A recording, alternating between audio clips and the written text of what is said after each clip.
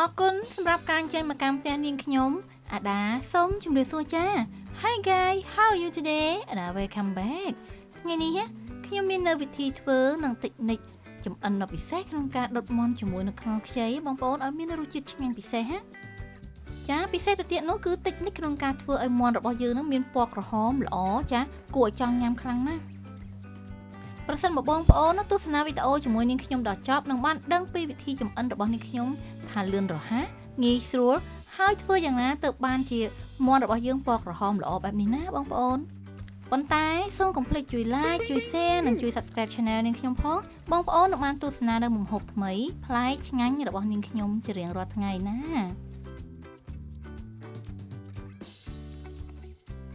សម្រាប់គ្រឿងផ្សំរបស់នាងខ្ញុំថ្ងៃនេះបងប្អូនគឺនាងខ្ញុំមានមាន់មួយក្បាលនេះទម្ងន់1គីឡូ2ខាំចាសម្រាប់គ្រឿងផ្សំផ្សេងទៀតនាងខ្ញុំមានដូចជាគល់ស្លឹកគ្រៃចាស្លឹកក្រូចសើចខ្ទឹមក្រហមខ្ទឹមស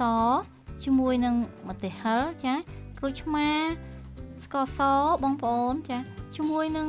ប្រេងខ្យងចាជាមួយនឹងទឹកត្រីហើយក៏មាននៅប្រេងល្ងចាម្រេចម៉ដ្ឋជាមួយនឹងទឹកស៊ីអ៊ីវបងប្អូនចា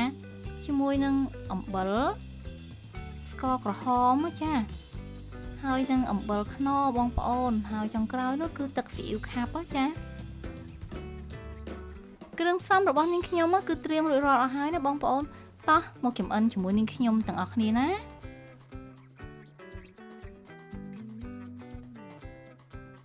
ចាឥឡូវនេះគឺនាងខ្ញុំចាប់ដើមលាយគ្រឿងផ្សំសម្រាប់ប្រឡាក់មាន់ដែលមានអំបិលចុងស្លាបព្រាបាយចាមានជាមួយនឹងអំបិលខ្នុរនេះគឺនាងខ្ញុំដាក់ពាក់កណ្ដាលស្លាបព្រាបាយ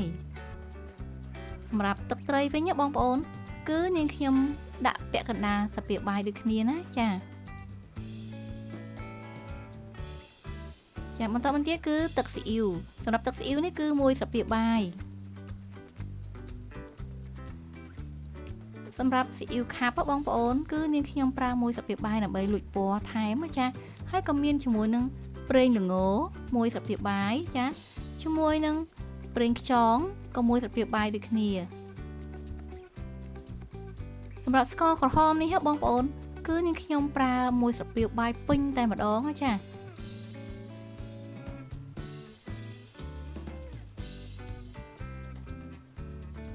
សម្រាប់ម្រេចម៉ដ្ឋវិញបងប្អូនគឺនាងខ្ញុំលួចតែចុងស្លាបព្រាបាយទេហើយបន្ទាប់មកគឺយើងបន្ថែមជាមួយនឹងខ្ទឹមសខ្ទឹមក្រហមដែលបានចិញ្ច្រាំរួចចាគឺយើងត្រូវច្របល់គ្រឿងផ្សំរបស់យើងនេះឲ្យរលាយចូលសព្វជាមួយគ្នាសិនណា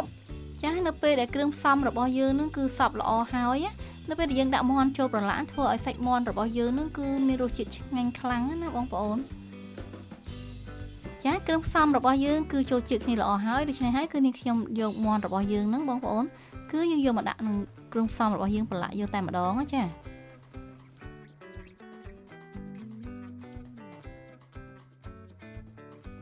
យើងយកមាន់របស់យើងហ្នឹងមកប្រឡាក់ទាំងក្រៅទាំងក្នុងឲ្យសព្វណាបងប្អូនចាហើយកុំភ្លេចម៉ាស្សាឲ្យមាន់របស់យើងហ្នឹងបន្តិចផងដើម្បីឲ្យចូលជាតិជាមួយនឹងគ្រឿងផ្សំរបស់យើងហ្នឹងបានល្អចា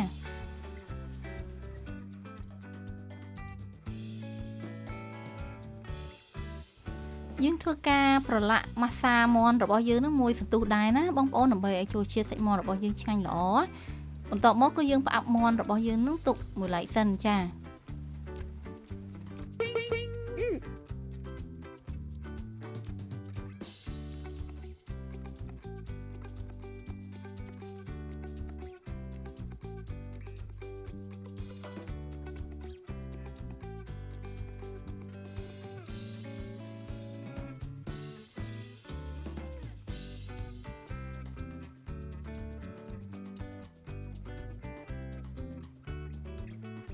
បន្ទាប់មកគឺយើងយកខ្នុរខ្ចីរបស់យើងហ្នឹងបងប្អូនមកកាត់ជាដុំណា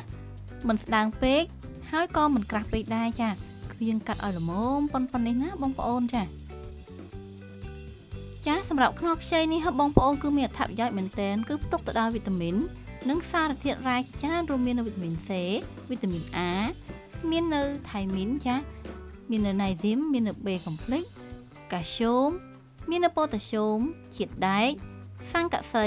សូដ្យូមអាស៊ីដហ្វូលិកកាបូនអ៊ីដ្រាតចា ជា ជាពិសេសនោះគឺមាននៅជាតិសរសៃ fiber ទៀតណាបងប្អូនពិសេសមែនតើណាចាបន្ទាប់មកគឺយើងដាក់ខ្ទះដាក់ប្រេងឆាឲ្យក្តៅបងប្អូនទើបយើងដាក់សាច់ខ្នុរខ្ចីរបស់យើងនឹងចូលចៀនចាសម្រាប់ភ្លើងវិញគឺយើងប្រើតែពាក់កណ្ដាលទេភ្លើងចង្ក្រានណាបងប្អូនចាសម្រាប់ខ្នុរខ្ចីនេះគឺមានអត្ថប្រយោជន៍មែនទែនសម្រាប់សុខភាពរបស់យើងណាគឺជួយប្រឆាំងនឹងជំងឺមហារីកជំងឺលើសសម្ពាធឈាមជំងឺក្រពះនិងការរលាកដោយបាក់តេរីនិង virus ចាហើយទ្រទ្រង់ដល់ប្រព័ន្ធការពាររាងកាយរបស់យើងទៀតផងបងប្អូនជួយរក្សាសម្ពាធឈាមឲ្យមាននៅតុល្យភាពធ្វើឲ្យឈាមរបស់យើងនឹងដើរស្រួលនិងជំនួយដល់គ្រាប់ឈាមក្រហមទៀតផងចាបង្ការនៅហានិភ័យនៃជំងឺដាច់សរសៃឈាមខួរក្បាលបងប្អូនដែលជាជំងឺដែលមានគ្រោះថ្នាក់បំផុតចានិងជំនួយដល់កម្លាំងការពារប្រព័ន្ធភាពស៊ាំប្រឆាំងនឹងជំងឺចាជួយថែរក្សាស្បែកធ្មេញនិងភ្នែករបស់យើងបងប្អូននិងជួយសម្រួលដល់ការរំលាយអាហារទៀតផងណាហើយអ្វីដែលជាពិសេសចុងក្រោយនោះ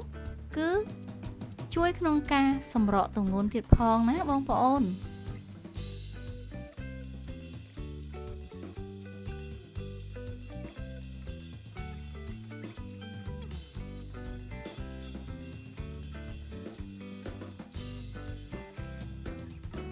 ចាគឺយើងឈានឲ្យឡើងក្រហមក្រៀមបែបនេះចា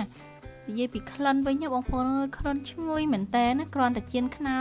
គឺឈ្ងុយប៉ុណ្ណេះទៅហើយចា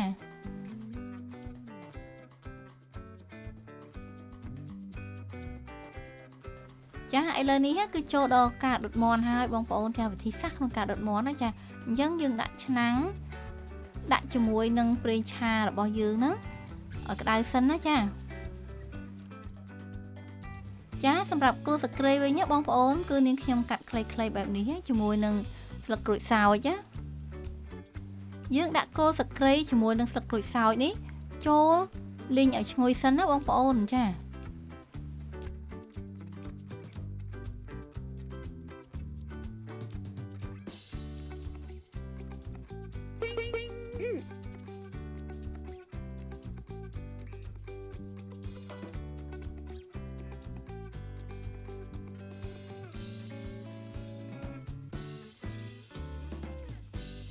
បន្ទាប់ពីឈ្ងុយហើយបងប្អូនគឺយើងដាក់មាន់របស់យើងហ្នឹងចូលដុតចាប៉ុន្តែគឺអត់ចាក់ទឹកដែលប្រឡាក់មាន់ហ្នឹងចូលទេណាបងប្អូនគឺយើងដាក់តែមាន់ទេដើម្បីឲ្យមាន់របស់យើងហ្នឹងគឺស្ងួតទឹកល្អចា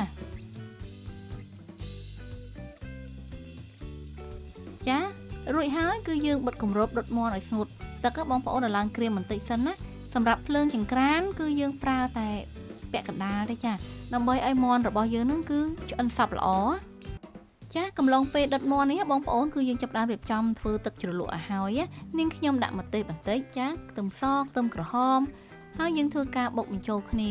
ឲ្យរាងម៉ត់សិនណាចាដល់នាងខ្ញុំបន្ថែមជាមួយនឹងអំបិល1ស្លាបព្រាកាហ្វេបងប្អូនចាជាមួយនឹងស្ករសគឺ2ស្លាបព្រាកាហ្វេបន្ទាប់មកគឺយើងធ្វើការបុកបន្តដើម្បីឲ្យគ្រឿងរបស់យើងនេះគឺឆាប់ម៉ត់ល្អចាបន្ទាប់ពីបុករៀងម៉ត់ហើយបងប្អូនគឺយើងដួសដាក់ចានដើម្បីលាយគ្រឿងផ្សំបន្ថែមទៀតចា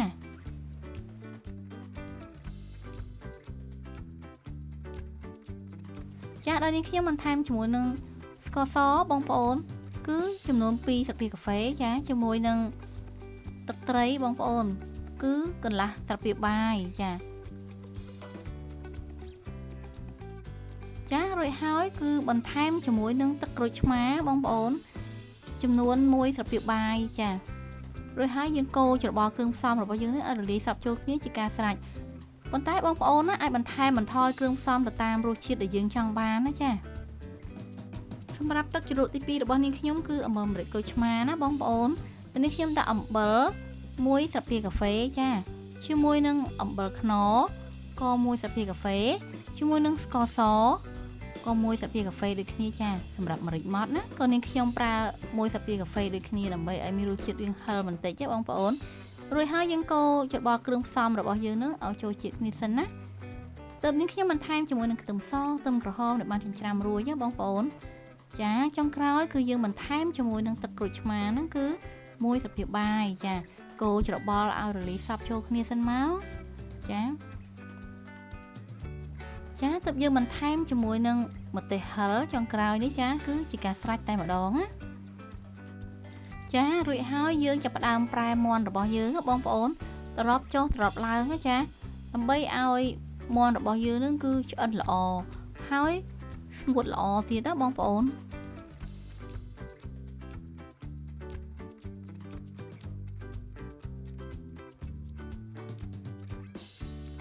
ចាស់នៅពេលដែលយើងប្រែរួចហើយគឺយើងបិទគម្របដើម្បីដុតបន្តទៀតណាបងប្អូនគឺយើងធ្វើបែបនេះតតែមាន់របស់យើងនឹងឡើងក្រៀមល្អចាឡើងស្ងួតណាចា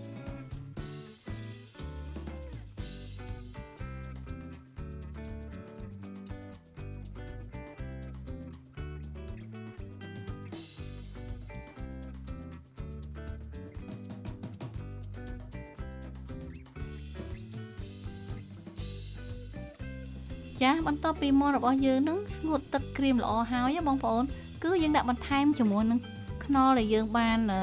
ចៀនរួចណាបងប្អូនចាយើងដាក់ចូលទៅក្នុងមាន់របស់យើងទាំងអស់តែម្ដងណា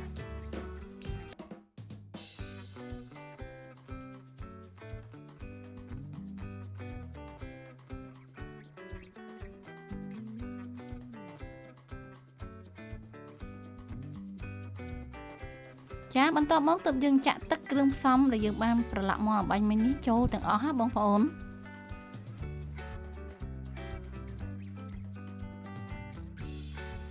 ចាសម្រាប់ដំណាក់កាលនៃការដុតមាន់នេះចំណុចនេះគឺត្រូវប្រយ័ត្នបំផុតបងប្អូនគឺចំពោះភ្លើងចង្ក្រានតែម្ដងចាយើងត្រូវប្រើភ្លើងតិចតិចដើម្បីកុំឲ្យខ្លោចចាហើយមាន់របស់យើងនឹងឆ្អិនល្អទៀតផង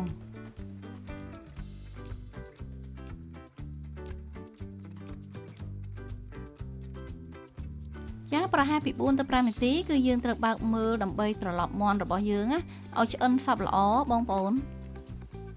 ចាឥឡូវនេះមាន់របស់យើងគឺឡើងពណ៌ក្រហមល្អប៉ុន្តែមិនទាន់ល្អមែនតែនទេចាអញ្ចឹងហើយសម្រាប់សាច់ខ្នុរនេះគឺយើងត្រូវត្រឡប់ដូចគ្នាដើម្បីឲ្យចូលជាតិជាមួយទឹកគ្រឿងផ្សំដូចគ្នាណាបងប្អូនចាប្រហែលពី2ទៅ3នាទីបន្ទាប់ពីយើងត្រឡប់សាច់ខ្នុរមកគឺយើងត្រូវស្រង់ចេញចាបងប្អូននឹងគិតថាសាច់ខ្នុរគឺចូលជាតិជាមួយទឹកគ្រឿងផ្សំនិយាយពីរសជាតិគឺឆ្ងាញ់មែនតើណាចាបងប្អូនឃើញបែបនេះសាច់ខ្នុររបស់យើងគឺ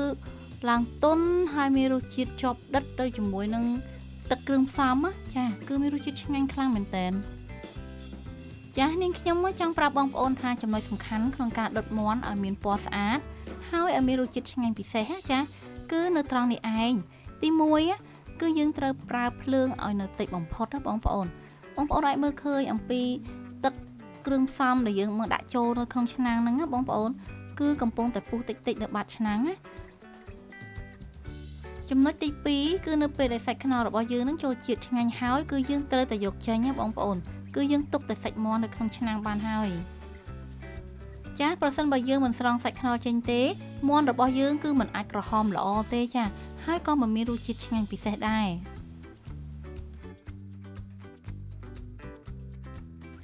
ចាព្រោះសាច់មាន់របស់យើងគឺមិនអាចដិតជាប់ជាមួយនឹងទឹកគ្រឿងផ្សំដែលរងាស់ឡើងស្អិតនៅបាតឆ្នាំងណាបងប្អូនចានៅពេលដែលយើងស្រង់សាច់ខ្នុរចេញអស់ហើយបងប្អូនកុំភ្លេចចាត្រឡប់មាន់របស់យើងនឹងចុះឡើងជាមួយនឹងទឹកគ្រឿងផ្សំដែលរងាស់ស្អិតនៅបាតឆ្នាំងរបស់យើងនឹងឲ្យឡើងសព្វបងប្អូនចាមិនត្រឹមតែធ្វើឲ្យមាន់របស់យើងមានពណ៌ស្អាតទេចាសម្រាប់រសជាតិវិញគឺឆ្ងាញ់ពិសេសតែម្ដងដោយសារតែស្អិតជាប់ជាមួយនឹងទឹកគ្រឿងផ្សំរបស់យើងនឹងណាចាឥឡូវនេះមាន់ដុតជាមួយនឹងខ្នុរខ្ចីរបស់នាងខ្ញុំគឺឆ្អិនហើយចាបងប្អូនអាចឃើញទេសាច់មាន់របស់យើងរលើបរលោងហើយមានពណ៌ក្រហមល្អមែនតើណាចាដោយសារតែទឹកគ្រឿងផ្សំដែលយើងរងាស់ឡើងស្អិតនៅនឹងបាតឆ្នាំងរបស់យើងហ្នឹងដែលយើងប្រើភ្លើងតិចៗហ្នឹងបងប្អូនស្អិតជាប់នឹងសាច់មាន់របស់យើងសម្រាប់រសជាតិវិញគឺឆ្ងាញ់ខ្លាំងចាប្រសិនបើបងប្អូនមានចម្ងល់អ្វីអាច comment នៅខាងក្រោមវីដេអូរបស់នាងខ្ញុំបានណាហើយបើសិនជាចូលចិត្តនៅវីដេអូរបស់នាងខ្ញុំកុំភ្លេចជួយ like ជួយ share និងជួយ subscribe channel នាងខ្ញុំផងណាបងប្អូននឹងបានជួបជាមួយនឹងអាដាជួបជាមួយនឹងរបបអាហារនិងចំណេះដឹងផ្នែកសុខភាពទៀតផងណាជាចុងក្រោយនាងខ្ញុំក៏សូមអរគុណសម្រាប់ការចំណាយពេលវេលាដ៏មានតម្លៃក្នុងការទស្សនាវីដេអូរបស់នាងខ្ញុំណាជួបគ្នានៅវីដេអូក្រោយៗទៀតណាបងប្អូន ជំរាបលាអរគុណ